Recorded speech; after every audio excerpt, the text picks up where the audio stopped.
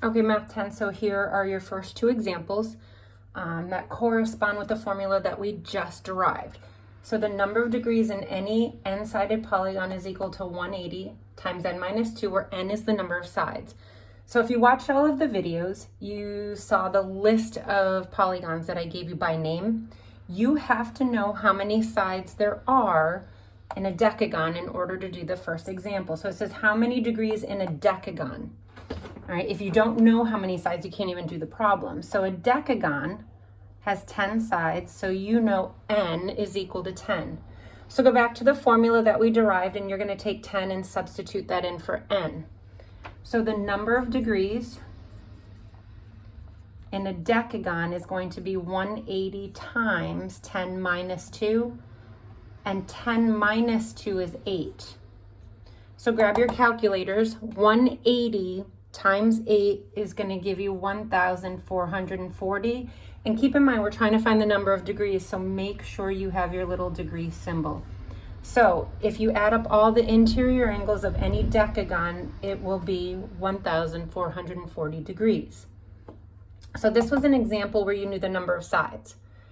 The second example that I'm giving you says if a polygon contains a total of 2,340 degrees, how many sides does the polygon have? So in the second example, you're now solving for n. You're trying to figure out how many sides there are. So this 2,340 degrees, you're now going to substitute this in for the total number of degrees. So 2,340 degrees is equal to 180 times n minus 2. Now, you could, if you wanted to, use the distributive property, distribute the 180 to the n, and then distribute the 180 to the 2. That's fine. But I'll be honest with you, I would find the easiest way to do it. The distributive property is multiplication, and the opposite of multiplication is division. So make your lives easier. Just divide both sides by 180 to start with, and these cancel.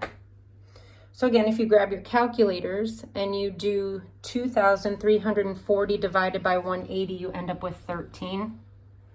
So that is now equal to n minus 2. The biggest mistake I see is students will give me an answer of 11. They say, oh, 13 minus 2 is 11. That is incorrect. Remember, you have to do the opposite operation. Make sure you add 2 to both sides. So 15 is the answer. There are 15 sides on this polygon.